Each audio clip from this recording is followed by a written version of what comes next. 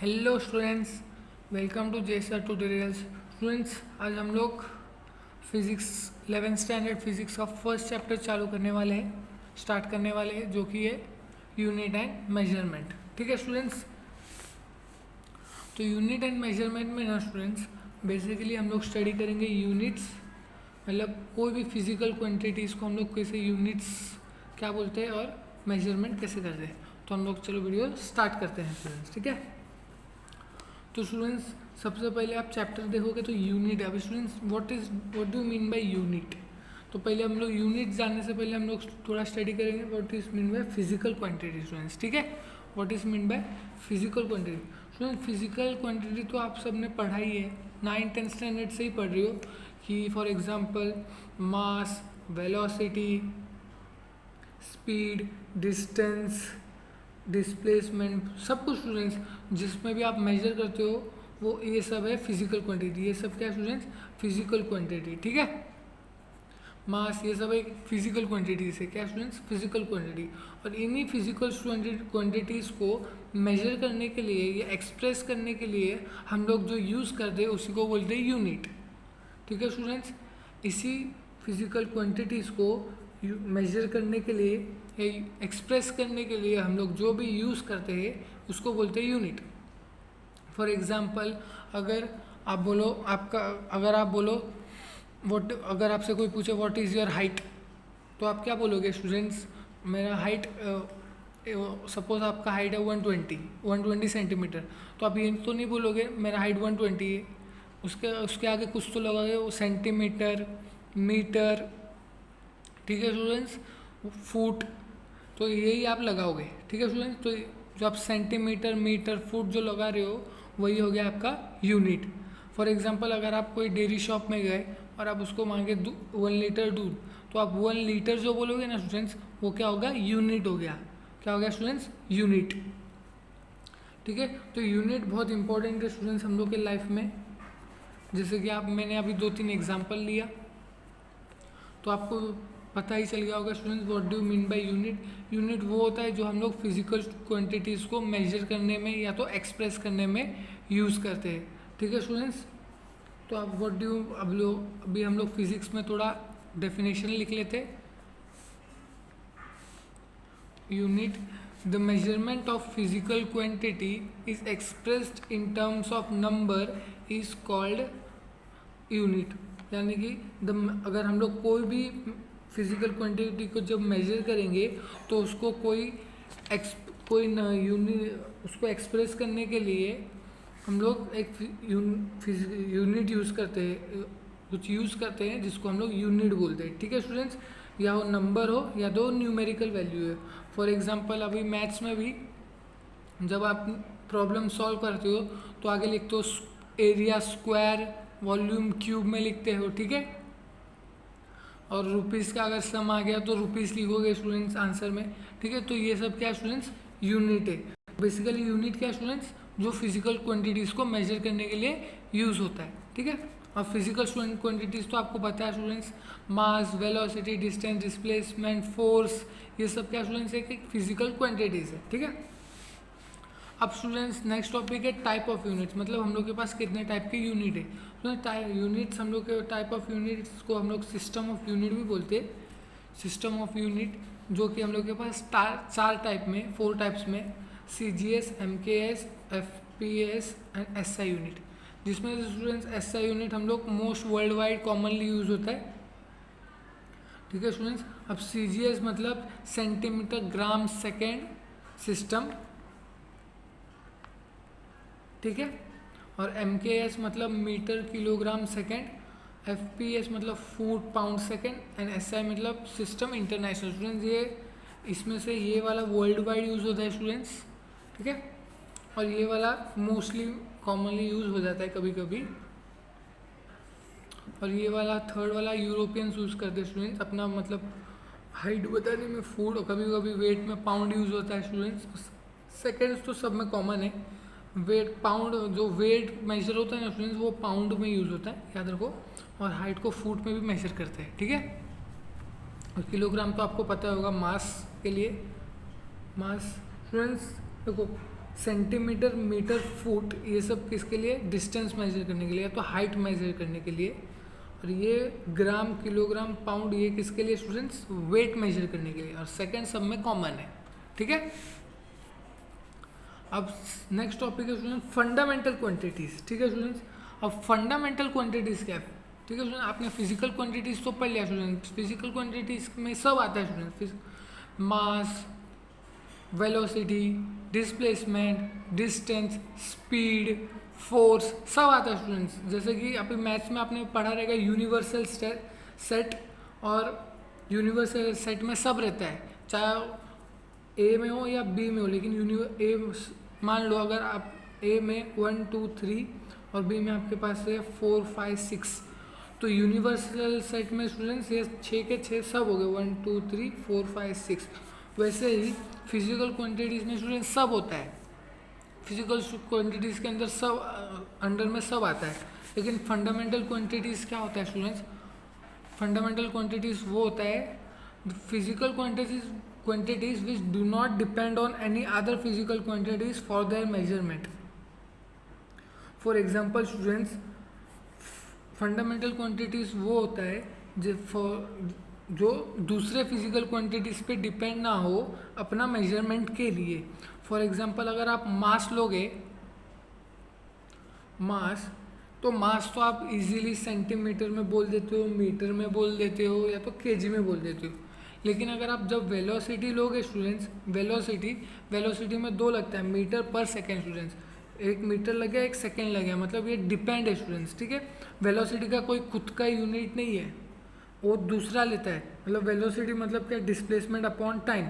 और डिस्प्लेसमेंट क्या है स्टूडेंट्स? डिस्प्लेसमेंट क्या है स्टूडेंट्स? लेंथ है, जिसको हम लोग मीटर में कन्वर्ट करते हैं।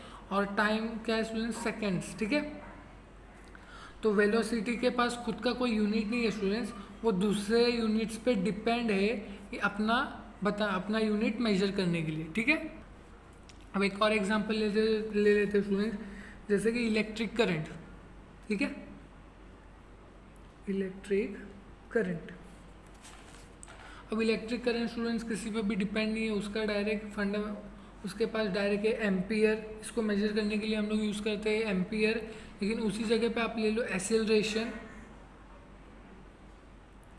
अब एसेलरेशन क्या है स्टूडेंट्स? एसेलरेशन मतलब वेलोसिटी पर यूनिट टाइम, ठीक है students. Change in velocity upon time. तो वेलोसिटी क्या है स्टूडेंट्स? मीटर पर सेकेंड, और टाइम और एक सेकेंड आ गया, ठीक है।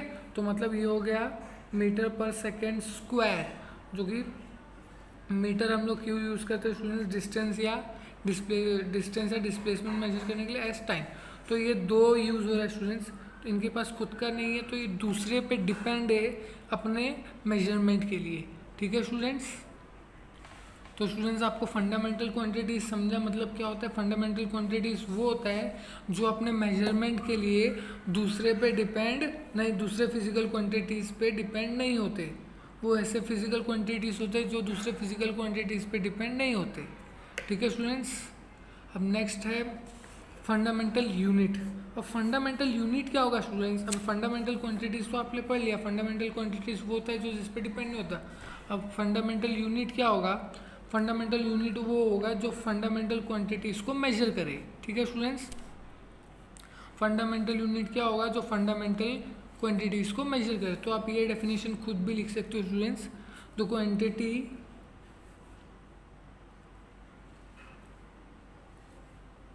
the fundamental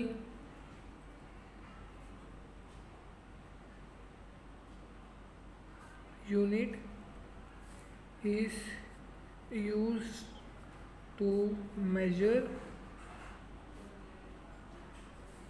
the fundamental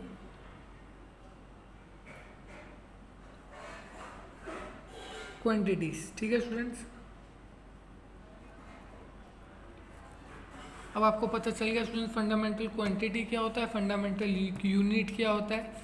अब स्टूडेंट्स आपके बुक में एक टेबल दिया है ब्लू कलर का, ये स्टूडेंट्स ये सब क्या है? फंडामेंटल क्वांटिटी है। क्या स्टूडेंट्स? Fundamental quantity. अब ये फंडामेंटल क्वांटिटी हम लोग के पास 7 है स्टूडेंट्स। कितने? 7। ये फंडामेंटल क्वांटिटी है, ये कभी भी चेंज नहीं होता।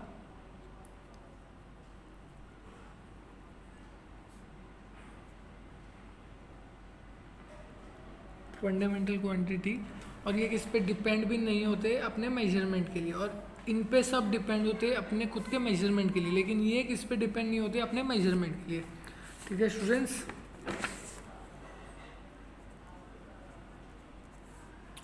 तो फर्स्ट क्या है स्टूडेंट्स, मास, सॉरी स्टूडेंट्स, हम लोग के पास 7 फंडामेंटल क्वांटिटीज है, 7 फंडामेंटल क्वांटिटीज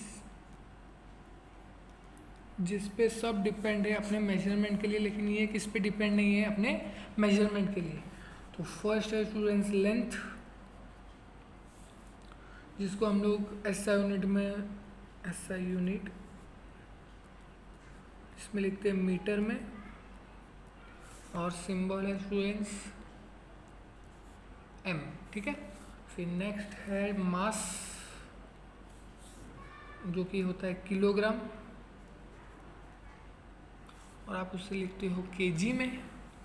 ठीक है स्टूडेंट्स, अब किलोग्राम होता है स्टूडेंट्स, इसमें होता है किलोग्राम होता है स्टूडेंट्स एमकेएस में, सीजीएस में होता है ग्राम्स में, और एफपीएस में होता है पाउंड में, जो कि मैंने ऊपर 4 टाइप्स में बताया था स्टूडेंट्स। ठीक है, अब नेक्स्ट है टाइम, ये हो जाएगा सेकंड, और एस से लिखते हैं। ठीक है, फोर्थ वाला है टेम्परेचर, जो कि है केल्विन, और ये हो जाएगा के, कैपिटल के से। ठीक है स्टूडेंट, सिंबल। और नेक्स्ट है इलेक्ट्रिक करंट, जो कि आपने 9-10 में पढ़ा होगा। इलेक्ट्रिक करंट को हम लोग लिखते हैं स्टूडेंट्स एम्पियर, जो कि कैपिटल ए से रिप्रेजेंट होगा। ठीक है स्टूडेंट्स, 6th वन है लुमिनियस इंटेंसिटी, जो कि हम लोग आगे पढ़ेंगे।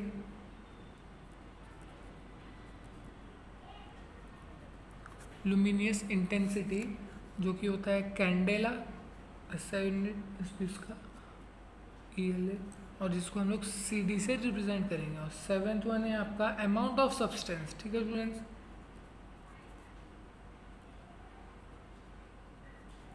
अमाउंट ऑफ सब्सटेंस का ऐसा यूनिट है स्टूडेंट्स मोल, जो कि अगर आपने केमिस्ट्री का फर्स्ट चैप्टर अगर पढ़ लिया होगा तो आपको पता रहेगा। अमाउंट ऑफ सब्सटेंस वो होता है स्टूडेंट्स, एक मोल में कितना सब्सटेंस प्रेजेंट होता है। ठीक है, और उसको हम लोग लिखते हैं MOL, ई नहीं आएगा स्टूडेंट्स यहाँ पे, सिर्फ MOL। ठीक है, नेक्स्ट है स्टूडेंट्स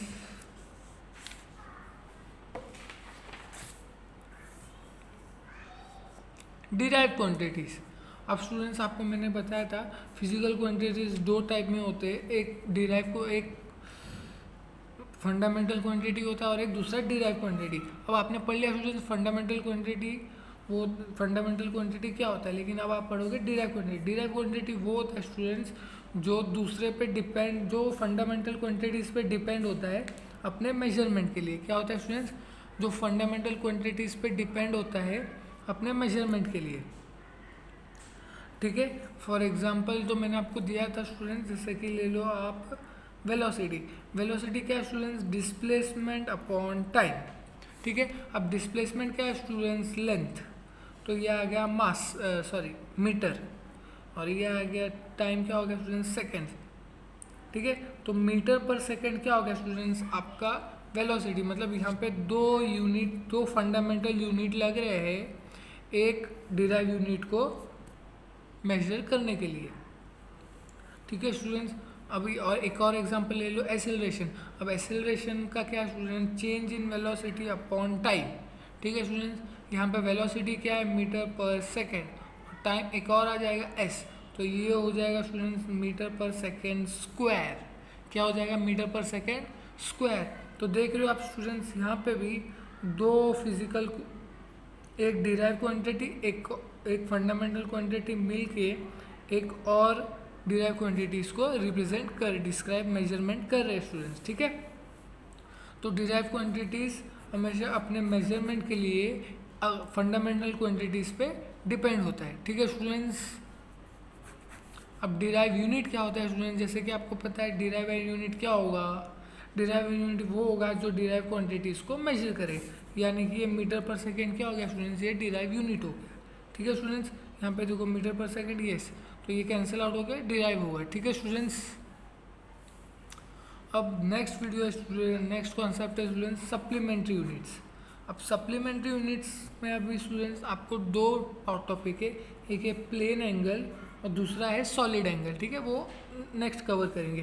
पहले आपको जानना है स्टूडेंट्स प्लेन एंगल क्या होता है।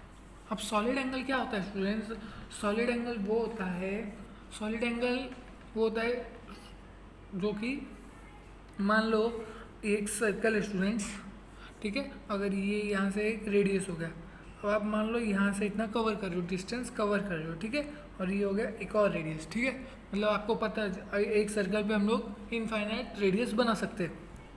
तो स्टूडेंट्स प्लेन एंगल क्या होगा, जितना आपने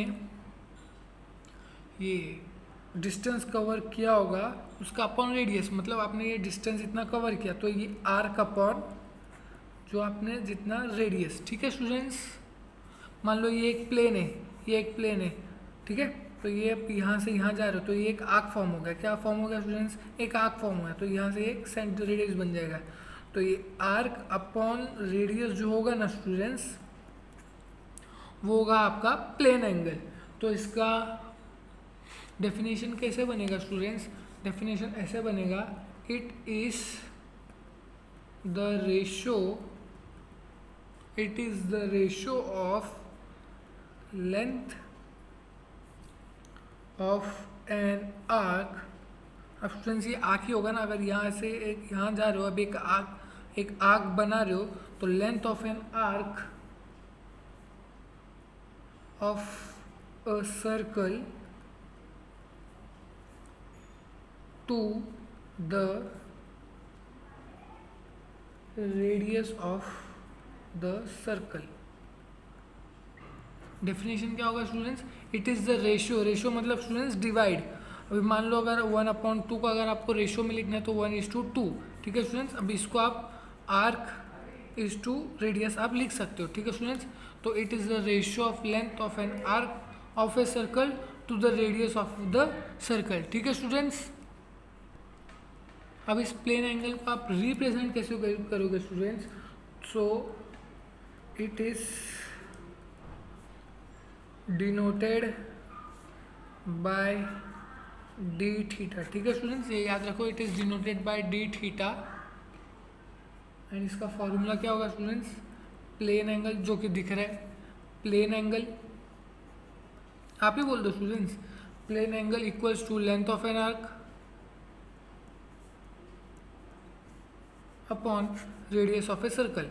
ठीक है, radius of circle, radius of an arc, radius of an arc और सर्कल लिखो, तो लेंथ ऑफ एन आर्क क्या होगा, ds अपॉन आर। ठीक है स्टूडेंट्स, ये क्या होगा, प्लेन एंगल का एक फॉर्मूला हो गया। ठीक है स्टूडेंट्स, अब नेक्स्ट है स्टूडेंट्स रेडियस सॉलिड एंगल, मतलब सप्लीमेंट्स यूनिट का ही सेकेंड सब टॉपिक है सॉलिड एंगल। क्या स्टूडेंट्स, सॉलिड एंगल। अब सॉलिड एंगल क्या होगा स्टूडेंट्स, सॉलिड एंगल हमेशा हम लोग स्पीयर में मेजर कर पढ़ते हैं स्टूडेंट्स। ठीक है, सॉलिड एंगल हम लोग कहाँ पढ़ते हैं, स्पीयर्स में, स्पीयर में, मतलब मान लो अगर आप एक आइसक्रीम खा रहे हो तो ये क्या हो गया स्टूडेंट्स, ये कोन हो गया। ठीक है, तो ये क्या हो गया स्टूडेंट्स, एक स्पीयर हो गया। क्या, स्पीयर।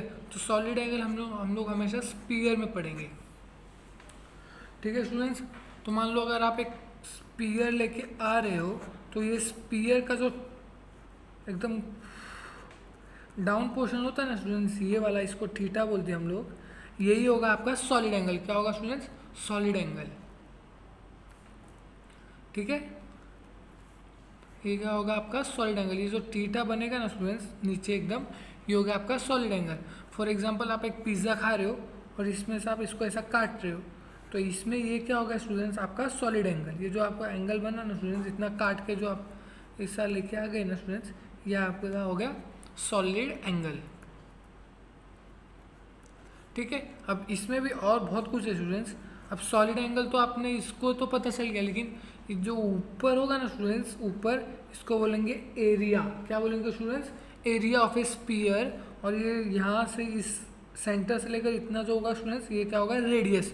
तो इसका फॉर्मूला क्या होगा students, area of a sphere upon square of a radius of sphere. ठीक है स्टूडेंट्स, तो मैं इसका पहले रिप्रेजेंट लिख देता हूँ।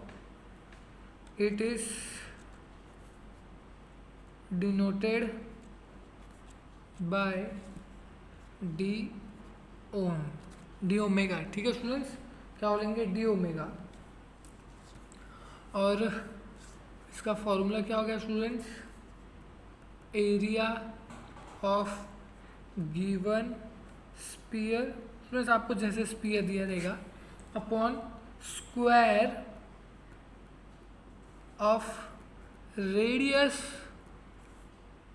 Of sphere. ठीक है स्टूडेंट्स,